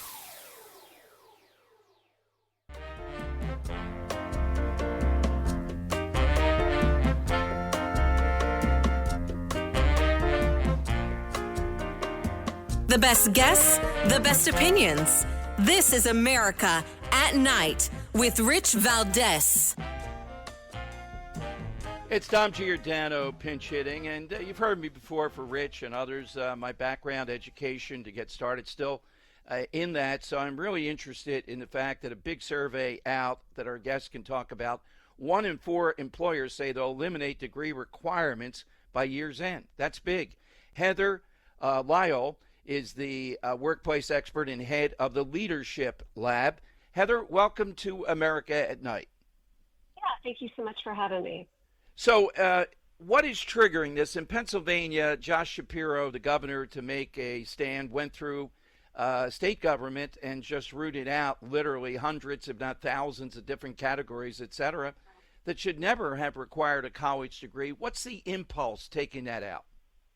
Gosh, I think at the end of the day, I think companies are just finally realizing that they need people who can communicate effectively in complex environments, not just people with academic credentials.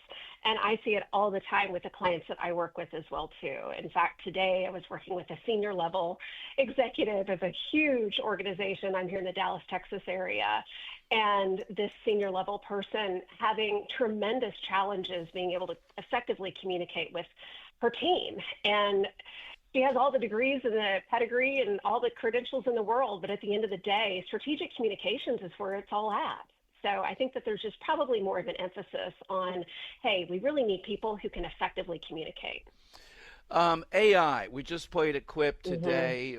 Apparently, I am an enemy of AI. I'll be blunt about it. I know the Chinese, the race we're in and all this, the big, beautiful bill won't allow the states to curtail the excesses of this. And I'm most worried, and maybe a lot of these people are sensing this, with white-collar jobs that are entry-level, that we're going to see AI plugged in. And what's the track record of AI other than embarrassment on many occasions when people use it, like the Kennedy report, the Maha report, that used it, and it's wrong. Well, you're right about how in the white-collar work fields, for example, I work with a lot of accounting firms, and a lot of their entry-level positions, have been eliminated because of the use of AI. And I think we're going to see, whether we like it or not, we're going to see more of that as AI continues to get smarter, faster, stronger, so to speak. So again, the real push goes back to, and you have an education background, we've got to be able to have people who know how to communicate with each other. And so again, the real focus needs to be on how do we do that at a higher level. I was reading today, there was another article that came out about how Gen Z is worried about, AI taking over these entry-level jobs. And, and at the end of the day, yes, it is. And so how are you going to differentiate yourself? What kind of value? How are you going to communicate your value that you have to a potential employer? And so that, again, that goes back to strategic communications. How are you going to communicate that for yourself? Well, it seems like the first thing to do, any of them listening, is Hold the Pineapple, Please. Purposeful Conversations Build Better Teams. And you're going to give them a banana split. Bring that in and give it to them there. So that's a great title. Tell me the underlying purpose of that title. What are you trying to communicate? What I'm trying to communicate is you have to ask for what you want, or you're never going to get it. And when it comes to school, credentials, the job that you desire to have, A, you've got to ask for it. B, you've got to be able to be a strategic communicator and ask for what you want so you get what you want. And that's the whole purpose of the book as well, too. People are afraid. People are afraid of judgment. People are afraid of rejection. You name it. At the end of the day, you've got to be able to ask for what you want in a way that resonates with your intended audience. And it doesn't matter if you're in a blue-collar job or a white-collar job. That's just what you got to be able to do. It really boils down to strategic communication. I see in a little bit of the background, Leslie, for this article, Gen Z turns to adulting classes amid gaps in real-world skills. What are some of those gaps? Could you give us one that seems to be that you and I or others may have grown up with? What's a gap for them? It's the soft skills. I mean, I think I hear it from every employer that I talk to, and it's a lot of them. It's the soft skills, and which frankly, I hate that term soft skills. I'm like, no, it's a strategic skill that you have to have in order to be, to make money in this world anymore, right? You've got to be able to communicate effectively, or you're going to be overlooked for all the things. And so that's, the soft skills. I read that article as well, too, and I thought that was really interesting. I'm like, oh, we're going back to, having face-to-face communication with each other. And it's amazing to me. I do think that COVID, people got behind the computer screen, got behind Teams and Zoom and that kind of thing. And then we moved to video off. And then now there's no human interaction happening. And when that happens, it's when miscommunication and misunderstanding goes through the roof. And I see it all the time with the companies that I serve. Well, I will tell them, just model, I listen to voices. That's what I've done for close to 40 years. Listen to your voice, just the lilt, the enthusiasm that comes across from that, the passion that comes through to that. Try to channel some of that energy. Don't be low energy in this stuff. I agree. Especially, know the person. Take a look at who you're talking to. What is their energy level like? If they're a high energy person, you might want to try to match that just a hair. Exactly. Or else, again, the message is going to fall flat. Exactly. So the book is out June 10th. So not just a few days away. Hold the Pineapple, Please. Purposeful Conversations that build better teams, bottom lines, and banana splits. Yeah. What is your favorite nugget from the book? Oh, probably my favorite nugget is the opening story of the book, and I'll just tease it out. My grandpa, my dad's dad, was very close to me, and he would take me to the Dairy Queen. Here in the South, we've got the Dairy Queens, and we would get the banana split on a Friday afternoon, and it always came with the hot fudge, the strawberry topping, and pineapple. And I hated pineapple on my Sundays as a kid, but Grandpa, asked me one day. He was just like, "What do you want on your Sunday?" And I was just like, "Hey, whatever you want, Grandpa. I don't care." And then he asked me again. I gave him the same response. And then he got on my level. So, I'm just this, 4'6" tall kid. And he gets down to my level and he goes, "Honey, I tell you what. In this lifetime, you're going to have to tell people what you want. You're never going to get it. So I want you to tell the cashier, this nice lady up here, what you want on your banana split." And I was like, "I tell you what, give me the fudge, give me the strawberries, and I'll take the marshmallow cream. Hold the pineapple. I hate that." So anyway, great stuff. Hey, Leslie, congratulations on the book, and again, look forward to talking with you at some point. Thanks for joining us tonight. Appreciate it. Thanks so much. Leslie Lisle, the book, Hold the Pineapple, Please, Purposeful Conversations that Build Better Teams, Bottom Lines, and Banana Splits. All right, coming up, the main item on the menu tonight, though, not banana splits per se, but Trump-Musk. I'm looking, there are even developments as we speak. This is a MAGA loyalty test, is what I see playing out with a lot of these congresspeople. And yet, you see some of them still wanted to cling to the SALT, the state and local tax deduction of $40,000. We got to get these guys over the finish line by July 4th. If they don't have a drop-dead day like that, this will go on forever. The jockeying, the moving back and forth, these little coalitions that are holding this up. And if this fails, it will be the debacle that leads to defeat in the midterms. There's no doubt about it. But I'm coming to your calls, 833, the number 4, Valdez.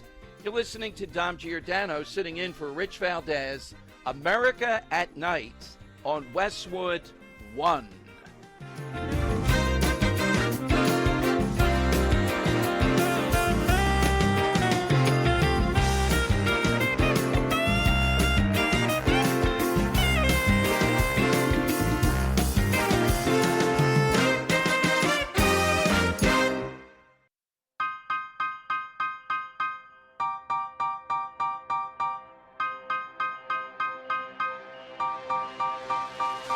It's kind of at the heartbeat of America. You sit there in this radio studio, and suddenly you hear voices. Mobile, Dallas, New York, Miami. And there's kind of a conglomeration of America all in one room. Absolutely. Let's hope that's happening. That's what I'm here for. My name is Dom Giordano from Talk Radio 1210 in Philadelphia, sitting in for Rich tonight. And what a news night. We've had some great guests, but the thing that's overwhelming is the intensity of the Trump-Elon Musk battle going on. And again, you hear some people saying they're in the know, this will just resolve itself. I don't see it that way, and I'll tell you why. If this were just growing out of the battle between the two over what happened, I've given you some of the backstory tonight that I know of, that's one thing. But you got the big, beautiful bill sitting there. And we've talked about some of the flaws in this, and I think they're real flaws. But if we don't go forward with this, with the people that have some leverage, like what I really don't like, the SALT thing. So say the Senate comes back and says, you're not getting 40,000, it's going to be 20 or 10 that you get to deduct because you're in a repressive state, 6 or 7 states routinely.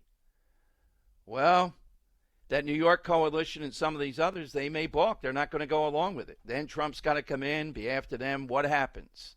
Unknown. These are the things that are still in play there. So the tension of that mixed in with something like this is really ratcheting things up. When you go Epstein, because of Epstein in the news, this is really as nuclear as it gets. Let's go to John, Arlington, Virginia, listening on WMAL. John, go right ahead. Hey, Dom. Thank you. Good topic. If I have to pick a winner here, it's going to be Trump. I'm a 3-time voter, but okay. It's sad. I think it was Jim earlier who said, these remarks weren't called for. They both got egos. But Trump's the guy with the hammer. He's the guy who's actually going to be able to beat people down and get things done.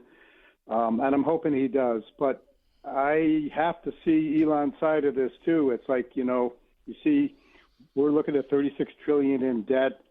And when we can't pay that debt, our bond rating goes down and life gets worse for everyone across the board. Well, John, I would say that's very thoughtful. But what I would say is this, and I hate to be so cynical, but I'm trying to be honest. As much as I'm in agreement with you, this is a real thing. Trump didn't run on that, and he hasn't done that. He hasn't been a deficit cutter. There's no evidence of that. He's more of a populist. You can see on the Medicaid thing, I have Jeff Van Drew on a lot who's really in touch with Trump. Both of them are very sensitive about any kind of Medicaid cuts. I think they're well-deserved. So that's where the tension is.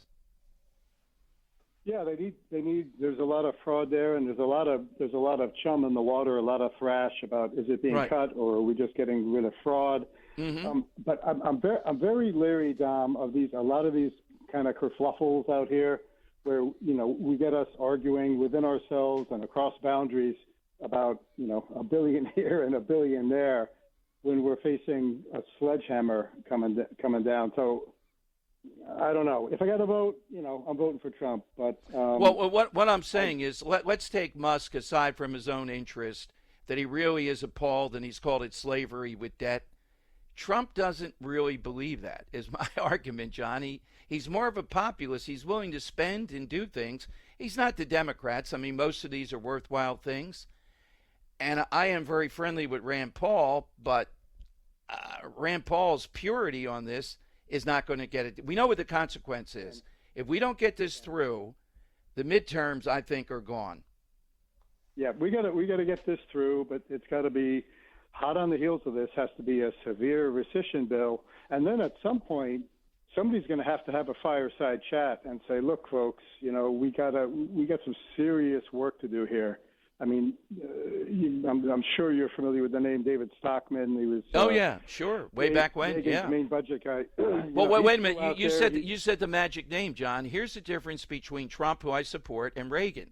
Reagan was serious about cutting down on government spending and all that. Trump is going to spend in the areas he likes for MAGA, et cetera. He is not Reagan when it comes to this. And that's a little bit of the issue. I don't think you're going to see him, and I'm not saying fraudulent stuff or what the Democrats want. He is not a hawk on this like Reagan was. Agree. And he's, he used to be a deficit hawk or a debt hawk, 10, 15 years ago. He's not anymore. He's like, hey, take the ceiling away. Let's spend to the moon. And I hope his plans work. But, but I guess, as he says, we'll see what happens. Thank you, John, very much. Sam in Mitchell, South Dakota, KORN. Sam, welcome to America at Night. All right, let's go to Robert in Charleston, South Carolina, WTMA. Hey, Robert, welcome to the show. Hi, Don. I just wanted to say that this is reminiscent of the case of David Sarnoff versus Edwin Howard Armstrong, which that relationship began on the last day of January of 1934 and then on the last day of January 1954. David Sarnoff was the businessman. He was chairman of the board of RCA. Edwin Howard Armstrong was the guy who developed regeneration, superheterodioning, frequency modulation, and FM multiplexing. And they were incompetent. And David Sarnoff it came to the point where after David Sarnoff offered Edwin Howard Armstrong $1 million for the patent on FM, Edwin Howard Armstrong said, "Hey, it took me 10 years to develop that. There's no way you're getting that for $1 million." He said, "You give it to me for $1 million or I'll break you." And he did. He got the FCC to take away his license to broadcast in FM in the New York City area. people to whom he had sold receivers, which made those receivers and the transmitter completely worthless, drove them right out of business. All right, so which one is which here? Trump is the guy who drove the other out of business? Trump would be the businessman, and Musk. Elon Musk would be the developmental engineer. And David, Yes. they're both world-class developmental engineers and world-class businessmen, and exactly the same parallel. The same thing played over those 20 years in New York City. Precisely the same situation with government involvement, by the way, because it was the FCC Right. that took that license. I hear you. Thank you, Robert. Interesting contrast here. I mean, on this, look, I would bet on Trump if you're talking about in this, even though it's the richest man in the world and all that. The power of the federal government, and Harvard's going to learn this as much as they think not, it lies with the federal government, the executive power, Trump and his allies, and that Trump's MAGA base is incredibly rock solid. Who's the base for Elon Musk? He's not elected to any. I mean, who's the real base there that he can call on? And he must sense that, so what does he do? He throws out Epstein. You got to understand, I'm telling you in Philadelphia when we take these calls, I have people so late, and they come after me because I believe that Epstein killed himself. I believe in Dan Bongino and Kash Patel. I don't think they're just going to blatantly go lie. But Pam Bondi told us we'd have the Epstein files. That was quite a while ago. We should at least have the tape to show the best evidence we have that Epstein was not killed. I believe he committed suicide. Still an open question, though. I get it. When you go Epstein, I mean, this is unrestrained, because I believe if Trump were caught up in it in the manner that we're talking about, Bragg would have subpoenaed everything in the world, done anything, rather than the flimsy charges that he has. You saw how crazy they were in New York. Do you think if there was any evidence of that when they had it, when they were in charge, they wouldn't have gotten Trump? But why are we not releasing it? When you go Epstein, wow. And I told you, as Trump said behind the scenes, oh, yeah, stop it or there'll be a defamation suit. Now, you can say it doesn't matter to Elon Musk. We'll see. Could this all blow over within a few days? Very doubtful. I told you what the interests are, what Musk must feel. He went in with a inflated sense that he was president number 2.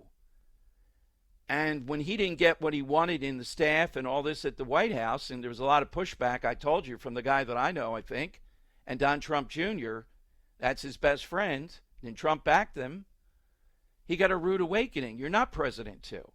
You're a guy that we gave you this area to work on with a lot of power, but guess what, buddy? That's it. And it's the way it should be, right? He didn't get elected. He couldn't get elected. And what he did with Doge was good, but the manner in which it was perceived, and he's perceived by the public, made it harder. You put all that together, and you end up with the mess that we have now.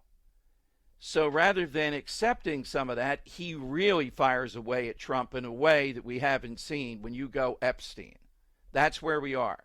Can you come back from that? I guess anything's possible. But they said, well, J.D. Vance called him Hitler. Calling him Hitler, and he didn't exactly say that. Remember, way back when.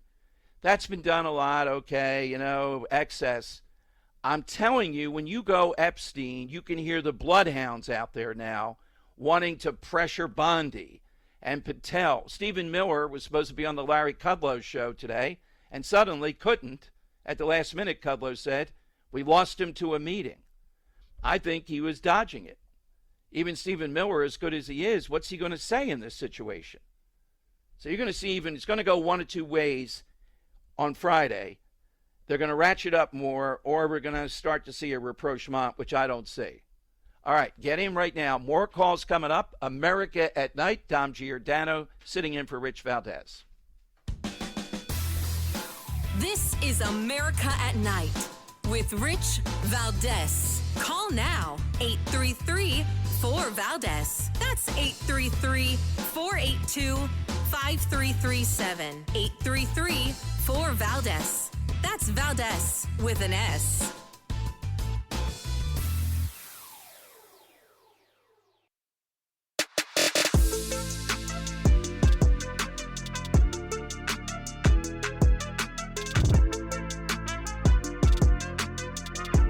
now. 833-4-VALDEZ. That's 833-482-5337. 833-4-VALDEZ.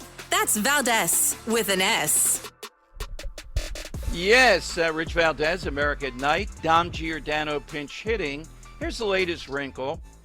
You're seeing some, let's run it up the flagpole, see what happens, people calling publicly on President Trump to fire all of the remaining Doge people that are left behind from Musk.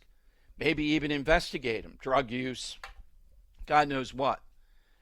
I don't think he's going to do that yet, but anything is possible. And friend of my show, at least, Scott Jennings, who I'm very friendly with at CNN, took out a mug tonight and poured Pepto-Bismol on the Abby Phillips show, where he's usually, around all this stuff because of the aja. I get it that this produces.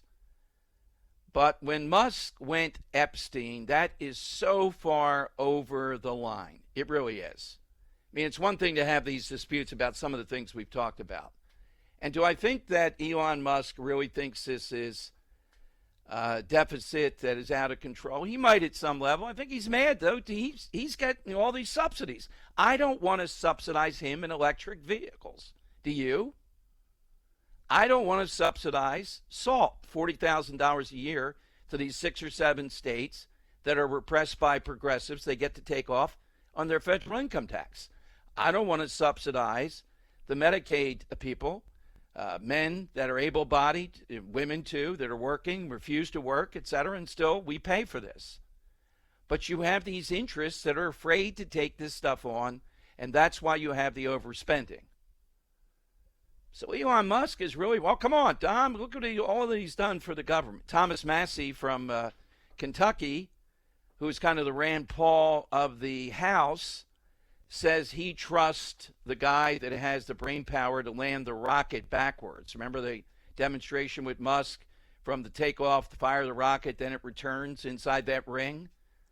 He trusts him, not Trump. So you're seeing they're opening fire here across many, many fronts. And it's interesting to see how this plays out. All right, let me go to Paul in Harrison, Tennessee, WCMT. Hey, Paul, welcome to America at Night. Hi, thanks for taking my call. Just a couple of quick points. Earlier in the show, you made some remarks about Senator Hawley from Missouri. Yes. Not very encouraging remarks. I think you called him an illegitimate senator, something like that. I didn't say a legitimate senator. I said that he's fraudulent in his conservatism. He is out there a fanboy for all this Medicaid stuff, Harrison. Okay, but he is a pretty staunch conservative senator on all the other issues. Well, wait a minute, though. But see, that. No, the test, Harrison, is when it's something like this where there's real consequence. How do I see him as a legit conservative when he is the face, he's adamant more than any of the others about not touching Medicaid? Well, he doesn't want to touch Medicaid, but I'm sure he's against the fraud and abuse. So he's being well, wait a minute. But the fraud. Wait, okay. You're aware, right? You sound like a smart guy. You're aware. The fraud and abuse is we have too many young men refusing to work that are on Medicaid. He doesn't want to be attacking that. I'm sure he's for attacking the fraud and abuse, but he's been characterized as being against all Medicaid, and that's not true. I know Josh Hawley, and he's not that way. I didn't say he was against all of it. I'm supporting him on that. I'm saying he's weak on trying to take this on. Okay. Second point was this big, beautiful bill. It seems like we're being faced with the Nancy Pelosi thing about we got to pass it and then we'll read it. All I keep hearing about are these tax cuts, no tax on tips. But what's the rest of the 1,000 pages? We're trying to base some information on not knowing facts. Well, they should have read it by now, wouldn't you agree? I mean, this is a case where the Senate has it. They certainly should be able to read it by now, don't you think? They have enough staff to tell them any red flags that are in there. I agree with your point, but I think they have had time to read this. Thank you very much. Marjorie Taylor Greene saying, well, she didn't see the stuff that states couldn't pass laws against variances of AI in it. Well, she should have read it. It was there. This wasn't like the 11th hour. We've thrown it together, and the people in the Senate have it. I can't say this is like 2 o'clock in the morning they're dropping a bill on this. I mean, there's great scrutiny on this. All right, final calls of the night coming up. You get in at 833, the number 4, Valdez. This is America at Night with Rich Valdez.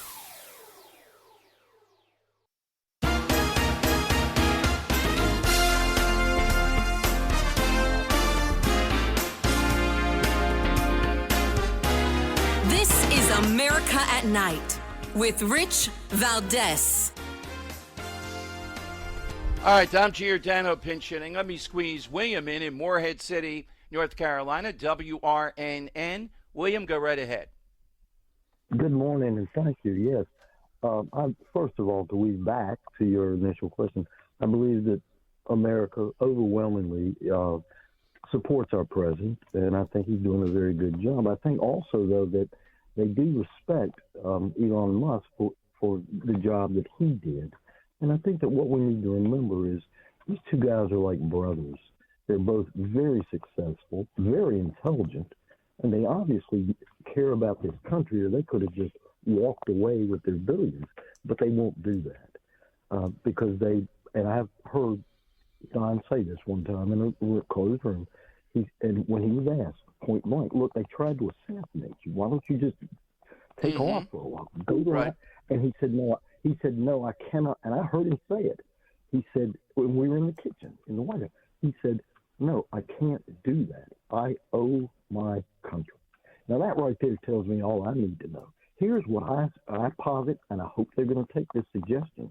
We could do something that would satisfy both sides of the aisle, everybody in America.